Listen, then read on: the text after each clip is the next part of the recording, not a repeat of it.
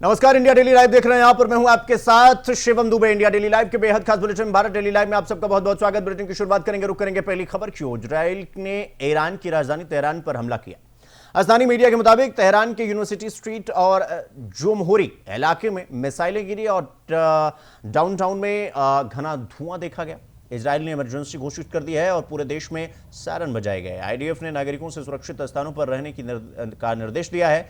यह हमला अमेरिका और ईरान के बीच परमाणु समझौते को लेकर बढ़ते तनाव के बीच हुआ है।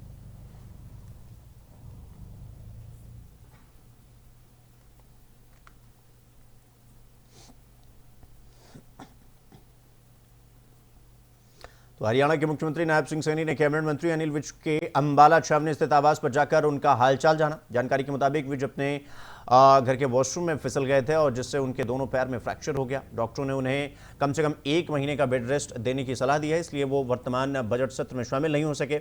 मुख्यमंत्री सैनी ने विज और उनके परिवार के साथ लगभग 30 से 45 मिनट बिताए और शॉल भेंट की। मौके पर अंबाला के उपायुक्त और भाजपा कार्यकर्ता मौजूद थे।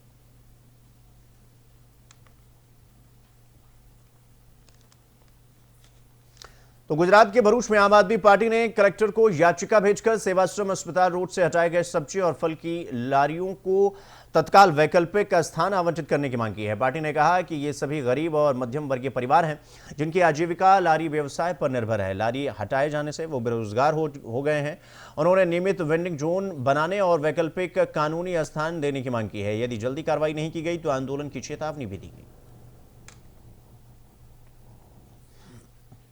2 फरवरी यहाँ पे भरूच कलेक्टर श्री को हम लोग ने एक ज्ञापन दिया था। भरूच के अंदर जो भी छोटा मोटा जो अपना खुद का धंधा कर रहे हैं, जो लारी चला के फ्रूट और सब्जी का जो धंधा कर रहे हैं, ऐसे लोगों को पुलिस के द्वारा वहां से हटाया गया है, भरूच सेवाश्रम जो एरिया है वहां से। लेकिन हम लोग ने 2 तारीख को जो ज्ञापन दिया उसके ऊपर कोई भी प्रकार का अभी तक उन लोगों को ना तो कोई वेंडर प्रक्रिया करके उन लोगों को कोई अच्छी जगह ढूंढ के उन लोगों ने दी है। तो भरूच नगर पालिका इसके ऊपर खास तौर पे ध्यान दे और फिर से आज भरूच कलेक्टर श्री को हम लोग एक दूसरा ज्ञापन देने के लिए आए हुए हैं। और आज हम लोग एक आशा व्यक्त करते हैं कि यहाँ पे सभी लोगों को उनकी रोजगारी मिले और जल्दी से जल्दी ये रोजगारी के तौर पे उन लोगों के जो बच्चों को जो भविष्य है वो अंधकार तरफ जो जा रहा है, वो जल्दी से जल्दी उन लोगों का बच्चों का भविष्य बने। उनकी फीस नहीं भरी जा रही है, उनके घर के अंदर आज खाने के लिए पैसा भी नहीं, आज खाना लाने के लिए पैसा भी नहीं बचा है। हम आशा व्यक्त करते हैं कि भरूच कलेक्टर। तो छत्तीसगढ़ के रायगढ़ में कास्ट ट्राइब कर्मचारी संघ के जिला अध्यक्ष संजीव मोरे और महसूल विभाग के जिलाध्यक्ष राहुल सूर्यवंशी ने जिला कलेक्टर किशन जावले को पिछले वर्ग के कर्मचारियों के लिए निवास स्थान और अन्य रचनात्मक मांगों का ज्ञापन सौंपा। इसमें पदोन्नति में आरक्षण और बैकलॉग भर्ती, अनुकंपा पद पर नियुक्ति, कार्यक्रम पदों पर महत्वपूर्ण पद, पुरानी पेंशन योजना और आवास जैसी मांगें शामिल थी। कलेक्टर ने अधिकारियों को आश्वस्त किया कि इन मांगों पर सकारात्मक कदम उठाए जाएंगे। तर आम्ही जे आमचे कर्मचारी असतात ते शासकीय सेवेमध्ये जे कर्मचारी असतात त्यांना सेवेत असताना चांगल्या पद्धतीने वागणूक दिली जावी, त्यांना जे टेबल वगैरे जे दिलं जातं ते चांगल्या पद्धतीने टेबल दिलं जावं, जेणेकरून त्यांचा बाहेरच्या पब्लिकशी संपर्क येऊन त्यांचा त्या पब्लिकशी त्यांचा संपर्क आला पाहिजे आणि त्यानुसार त्यांच्या ज्या काही समस्या वगैरे असतील त्या मार्गाने सुटल्या पाहिजेत। असा एक शासनाचा एक GR आहे डिसेंबर 1980चा। तर आम्ही जे रुक करेंगे अगली खबर की ओर। सूरत जिले के ओलपाड़ तालुका के कारेली गांव में सूची की बड़ी कार्रवाई में 55 किलोग्राम गांजा जब्त किया गया और इस छापेमारी में ओडिशा के 4 आरोपियों को रंगे हाथों गिरफ्तार किया गया। गिरफ्तार आरोपियों से पूछताछ में खुलासा हुआ कि गांजा सायन रेलवे ट्रैक के पास से ट्रेन के जरिए भेजा जाता था और टेम्पो वाहन के माध्यम से सूरत के विभिन्न इलाकों में सप्लाई किया जाता था। कुल जब्ती की कीमत 27 लाख रुपए बताई गई है। पुलिस ने NDPS एक्ट के तहत मामला दर्ज कर मुख्य सरगना सहित अन्य आरोपियों की तलाश शुरू कर दी है। ગઈકાલે એસઓજી ટીમને એક ચોક્કસ માહિતી મળેલી કે કારેલી ગામે મધુવન રેસિડેન્સીમાં જયસેન મોહંતી તથા શ્રીકાંત પલતા નાઓ ત્યાં રૂમ નંબર 188માં ગાંજો રાખેલ છે અને તેનું છૂટકમાં વેચાણ કરે છે। જે આધારે એસઓજી ટીમે સરકારી પંચો સાથે સદર જગ્યા ઉપર રેડ કરતા સદર જગ્યા ઉપર 4 ઈસમો હાજર મળી આવેલા, જેમાં જયસેન સન ઓફ તોફાન મોહંતી કે જે કુદલા ગંજામનો રહેવાસી છે, સુશાંત પ્રફુલ્લા નાયક કે જે ગરુંડી નીમાખેડી જિલ્લો ગંજામનો રહેવાસી છે, અજય ઉર્ફે અજ્યા, નિત્યાનંદ નાયક જે ગરુંડી ગંજામનો રહેવાસી છે, તથા શ્રીકાંત શિવરામ પલતા કે જે બેરુના બાડી કુદલા ગંજામનો રહેવાસી છે. સદર જગ્યા ઉપર રેડ કરતા કુલ 28 પેકેટ ગાંજાના મળી આવેલા ને તેમાંથી 55.493 જે કિલોગ્રામ ગાંજો મળી આવેલો કે જેની કિંમત ગઈકાલે એસઓજી टीम ने। तो राजस्थान के डिडवाना में आशा सहयोगियों ने मानदेय बढ़ाने और नियमितीकरण की मांग को लेकर जिला कलेक्टर पर जोरदार प्रदर्शन किया। सैकड़ों महिलाएं सुबह से जिले के विभिन्न ब्लॉकों से पहुंची और नारेबाजी करते हुए मुख्यमंत्री के नाम ज्ञापन सौंपा। सहयोगिनियों ने कहा कि वो सरकार की स्वास्थ्य योजनाओं को धरातल पर लागू करती हैं, लेकिन बदले में उन्हें पर्याप्त मानदेय नहीं मिलता।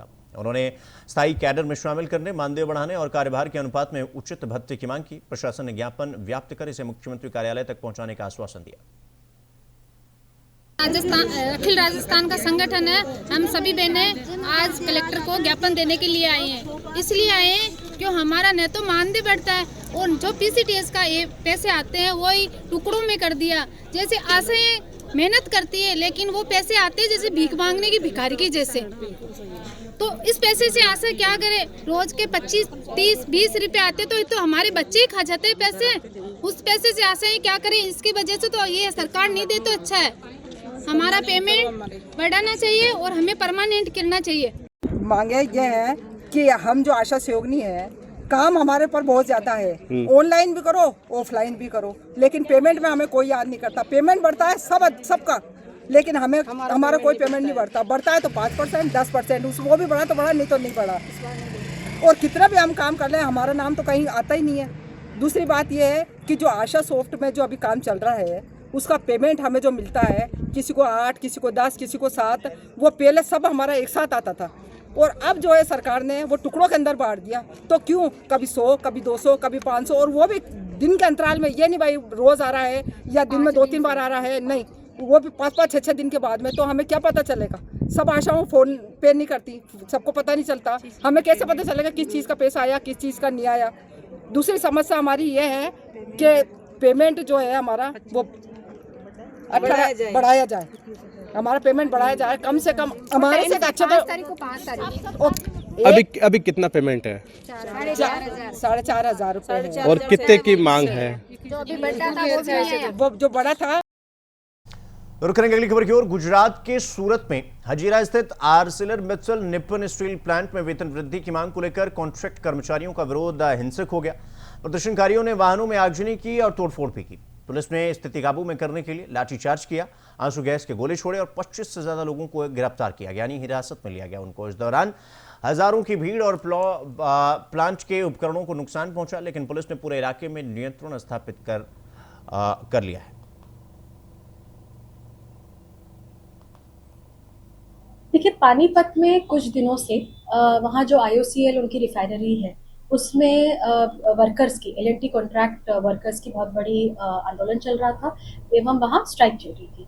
उसके हिसाब से कल सुबह से यहाँ के जितने भी व्हाट्सएप ग्रुप्स हैं हमारे लेबरर्स के, उसमें वहाँ के जो पानीपत के जो व्हाट्सएप जो भी उनको मैसेजेस मिल रहे थे व्हाट्सएप के थ्रू, सोशल मीडिया के थ्रू, वो वीडियोस यहाँ वायरल हुए और इसी हिसाब से भारी तादाद में AMNS में लोग इकट्ठा होना शुरू किए। जैसे ही पुलिस को इसकी खबर पड़ी तो हमारे जो PI हैं वो घटनास्थल में पहुंचे और उन्हें बहुत प्यार से शांतिपूर्वक लोगों को समझाने की कोशिश की, पर पत्थर मारा शुरू हुआ लोगों के तरफ से। एवं जब पुलिस को स्विफ्ट एक्शन लेना पड़ा और हमारे तरफ से 10 राउंड फायरिंग एयर में की गई, 6 हैंड ग्रेनेड का यूज किया गया एवं 36 गैस शेल्स हमने फायर किए। इससे हमने डिस्पर्स किया क्राउड में। हमारे जो PI हैं उनको भी चोट लगी, थोड़ी माइनर इंजरीज हुई हैं, 1-2 कांस्टेबल्स को भी। एवं इसमें जो IPC जो BNS की जो धारा है उसमें 109 तहत, 109(1) तहत, 189(2) तहत एवं वेरियस सेक्शंस एवं prevention of damage to public property act 1984 तहत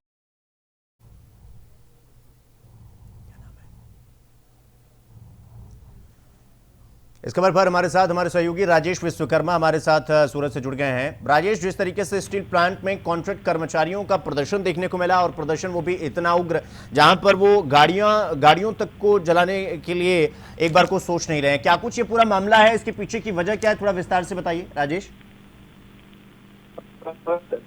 ये हजीरा का ये है जहाँ पर स्टील प्लांट में गुरुवार के दिन जो है जो वायरल हुए थे, जिसके बाद पुलिस का जो काफिला है वहां पर पहुंचा था और पुलिस उस भीड़ भाड़ जो कर्मचारी थे जो काफी ज्यादा उग्र हो चुके थे उसको हैंडल करने के लिए पुलिस ने बल का प्रयोग किया था, जिसके बदले में जो हड़ताल पर उतरे कर्मचारी जो थे, जो स्ट्राइक पर उतरे थे, जिनकी मांगे काफी लंबी थी, उन्होंने जो है वहां के जो अधिकारी थे वहां पे जो गाड़ियां थी और पुलिस पर जो है पत्थरबाजी किया और कई सारे जो है तोड़फोड़ भी करते दिखाई दे रहे थे। तो इस तरह का वीडियो सामने आया था। बाद जो है पुलिस ने फिर बल का प्रयोग किया और उसके बाद करीबन कई जो है लोगों को जो है वहां पे गिरफ्तार भी किया है। सूत्रों की माने तो ये पूरा प्लांट जो है सूरत के L&T और M&S का पूरा मामला है और वहां पे जो कॉन्ट्रैक्ट पर काम करने वाले जो कर्मचारी हैं उनकी जो 8 घंटे की ड्यूटी थी, 12 घंटे की जो थी वो कम करने के लिए 8 घंटे की मांग कर रहे थे। इसके अलावा जो है वेतन को लेकर कहीं ना कहीं वो अपनी मांग को लेकर जो है अड़े थे। तो ये सारे मामले जो थे वो पिछले 2 दिन से लगातार चल रहा था। पुलिस आयुक्त अनुपम सिंह गहलोत और उच्च अधिकारियों के निर्देश के बाद जो है L&T और M&S की कंपनी में पुलिस ने जो है वहां पर जो है स्पेशल ऑपरेशन ग्रुप जो है अन्य क्राइम ब्रांच की टीमें वहां पर जो है मौजूद हुई, जिसके बाद जो है पूरी भीड़ भाड़ को जो है काबू में लिया गया और करीबन 40 से ज्यादा लोगों को इसमें हिरासत में लिया गया है और उनके ऊपर जो है FIR भी पुलिस दर्ज कर रही है।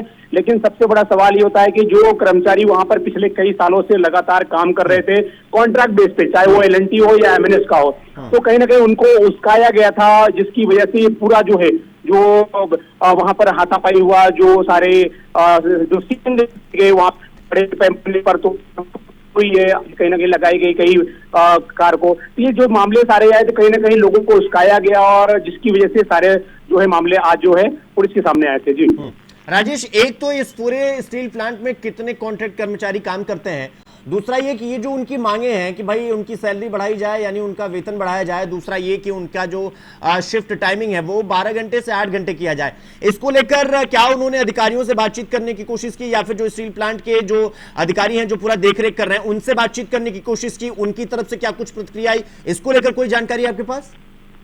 जी बिल्कुल, एक्चुअली जो आपको बता दें कि जो L&T पहले L&T थी, उसके बाद ये कंपनी M&S में जो है कहीं ना कहीं तब्दील हुई, जिसके बाद इसमें 5000 से ज्यादा जो है कॉन्ट्रैक्ट पर काम करने वाले जो कर्मचारी थे वो पिछले 1 महीने से लगातार जो है अपनी को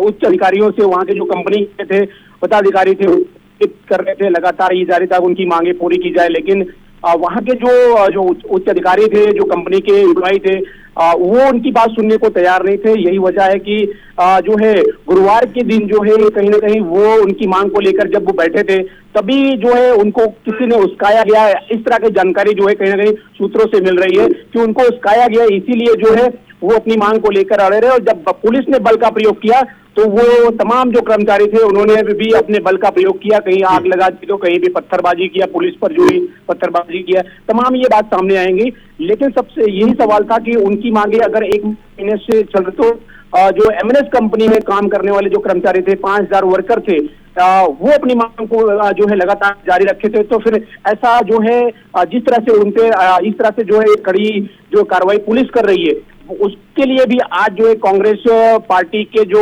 यहाँ पे कार्यकर्ता हैं उन्होंने पुलिस आयुक्त को जो है कहीं ना कहीं आवेदन पत्र पे देकर मांग किया है कि जो कर्मचारी थे अपने हक की लड़ाई लड़ रहे थे, तो अचानक ऐसा तो क्या हुआ कि पुलिस ने वहां पर बल का प्रयोग किया। ये सारी चीजें जो है वही सामने निकल कर आ रही है। राजेश, अब चूंकि जाहिर सी बात है कि इतना बड़ा मामला होगा तो राजनीतिक हस्तक्षेप तो देखने को मिलेगा ही, और चूंकि कांग्रेस वहां पर विपक्ष में ही है तो फिर वहां पर तो सवाल उठेंगे ही होंगे। इसके इतर मैं ये जानना चाहता हूं, जो आप बार बार रिपीट कर रहे हैं कि उकसाने वाली बात, इनको कौन उकसा रहा है, वो कौन है जो इनके बीच में है और उन्हें एक तरफ ढकेलने की कोशिश कर रहा है? चूंकि ये आगजनी होना, गाड़ियों को जला देना, हंगामा करना, तोड़फोड़ करना वो तो फिर कानूनी दायरे में आ जाएगा, तो फिर कर्मचारी तो अपने आप ही गिरफ्तार हो जाएंगे, क्योंकि सरकारी संपत्ति या फिर किसी भी संपत्ति को, किसी भी सामाजिक संपत्ति को आपको इस तरीके से आप क्षति नहीं पहुंचा सकते, तो वो तो कानूनी कार्रवाई होगी। लेकिन वो बीच का आदमी कौन है जो इनको उकसा रहा है, और बीच का हल निकालने की बजाय इनको क्या अलग करने की कोशिश नहीं की जा रही है क्या? बिल्कुल।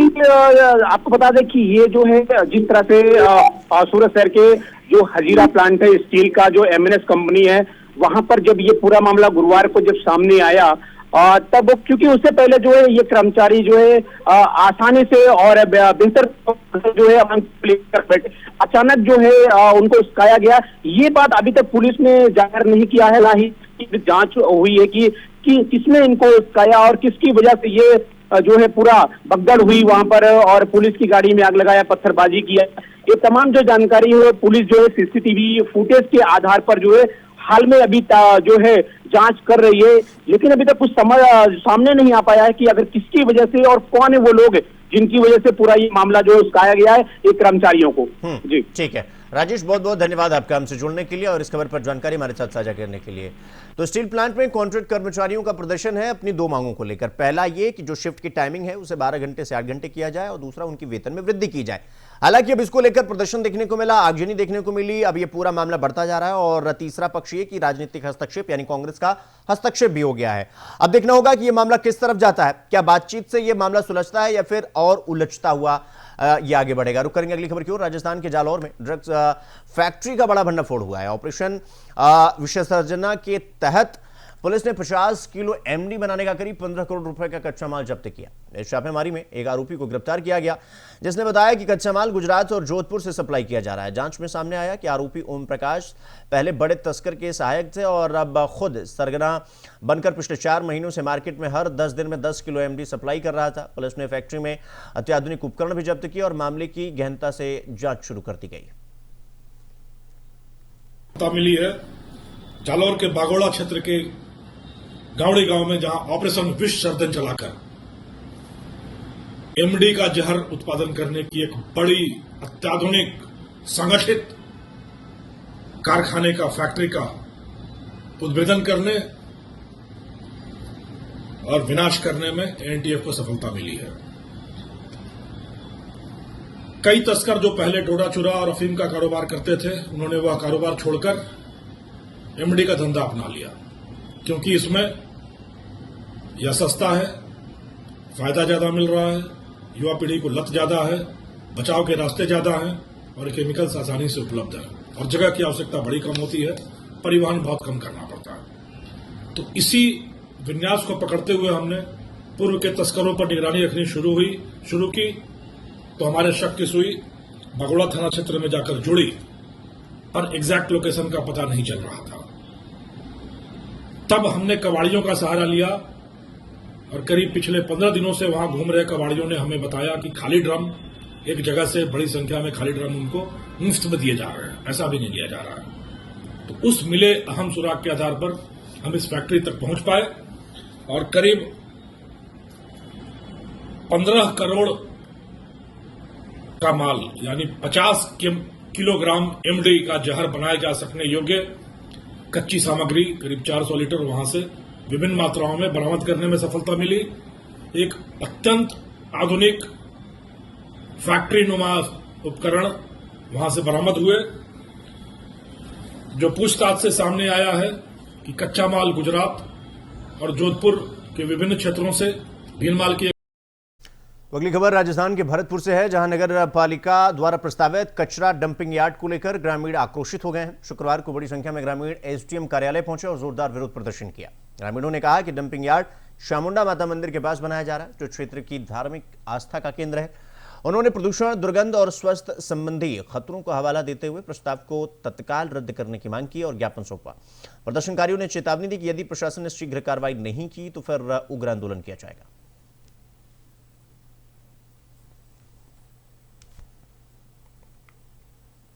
तो डीग जिले के ब्रज क्षेत्र के कामा को अब पुरातन पहचान कामवन मिल गया है। दरअसल शुक्रवार को राजस्थान विधानसभा में मुख्यमंत्री भंजनलाल शर्मा ने सदन में घोषणा करते हुए कामा का नाम कामवन किए जाने की घोषणा की। विधायक नौक्षम चौधरी की पहल और मांग के सकारात्मक परिणाम सामने आए।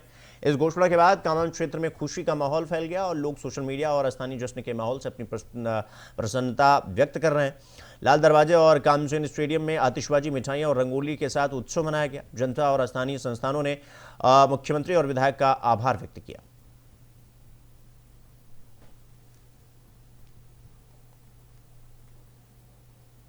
तो वहीं अमरोहा में कुक्कुट और अंडा उत्पादन बढ़ाने के लिए पशुपालन विभाग ने बड़ी पहल की है। दरअसल पशुपालकों को केंद्रीय पक्षी अनुसंधान संस्थान में प्रशिक्षण दिलवाया गया और उन्हें बेहतर उत्पादन के तरीकों के बारे में जागरूक किया गया। बरेली अनुसंधान केंद्र का विजिट कराकर उत्पादन बढ़ाने की तकनीकों से अवगत कराया गया। मुख्य पशु चिकित्सा अधिकारी ने डॉक्टर भागेश सिंह को इस परियोजना का प्रभारी नियुक्त किया और इस कदम से न सिर्फ उत्पादन में वृद्धि होगी बल्कि पशुपालकों की आय में भी सुधार होने की उम्मीद है। जनपद अमरोहा में कुक्कुट एवं अंडा उत्पादन को बढ़ावा देने के उद्देश्य से मुख्य पशु चिकित्सा अधिकारी महोदय डॉक्टर आबाद जी ने अलग अलग विकास खंडों के पशुपालकों को एक राष्ट्रीय पक्षी अनुसंधान संस्थान IVRI बरेली इज्जतनगर में कंपोजर विजिट का आयोजन कराया, जिसका प्रभारी अधिकारी मुझे नियुक्त किया गया था। और वहाँ पर मेन उद्देश्य हमारा किसानों को ले जाकर प्रशिक्षण देने का यही था कि वो वहाँ पर सब चीज़ों को बारीकी से जांचें, देखें कि कैसे हम कुक्कुट को आगे बढ़ा सकते हैं, इससे एक आमदनी बढ़ा सकते हैं, आय का स्रोत बना सकते हैं और दूसरे लोगों को भी हम उससे रोज़गार दे सकते हैं। इसके लिए हमारे पशुपालक वहाँ जो गए थे उनको प्रशिक्षण प्राप्त हुआ है और विजिट कराई गई है अच्छे से। और हमारे जो सीनियर साइंटिस्ट डॉक्टर सागर जी थे, मैं उनको बहुत धन्यवाद कहना चाहूँगा कि उन्होंने अपना कीमती समय हम लोगों को दिया, हमें प्रशिक्षण दिया, अच्छे से सारी चीज़ें बताई बारीकी से। तो मैं अंत में उन्हीं को धन्यवाद कहूँगा सर को। और हमारी विजिट ये अच्छी रही सभी। तो बोरीवली में मराठी दिवस के अवसर पर भव्य सांस्कृतिक कार्यक्रम का आयोजन किया गया, जिसे विधायक संजय उपाध्याय की ओर से आयोजित किया गया। इस कार्यक्रम में मराठी भाषा, संस्कृति और समाज के लिए महत्वपूर्ण योगदान देने वाले क्षेत्र के मान्यवरों को सम्मानित किया गया। सांसद गोपाल शेट्टी, कवि अवधूत बाग और क्रिकेट कोच दिनेश लाड भी उपस्थित रहे। इस अवसर पर मराठी भाषा के संवर्धन, सांस्कृतिक विरासत के संरक्षण और नई पीढ़ी में मराठी अस्मिता को मजबूत बनाने पर जोर दिया गया। सर्वात मोठा सांस्कृतिक कार्यक्रम मराठीचा आयोजित केला होता। प्रचंड मोठ्या संख्येत लोकांनी प्रतिसाद दिला। आपण बघू शकता हा मैदान भरगच्च भरलेला आहे। मी सर्व आपल्या दर्शकांना मराठी भाषा गौरव दिवसाच्या खूप शुभेच्छा देतो। धन्यवाद। जय हिंद, जय महाराष्ट्र। तो इसी खबर के साथ बुलेटिन में फिलहाल इतना ही, लेकिन देश और दुनिया की तमाम बड़ी खबरों को देखने के लिए देखते रहिए इंडिया डेली लाइव। नमस्कार।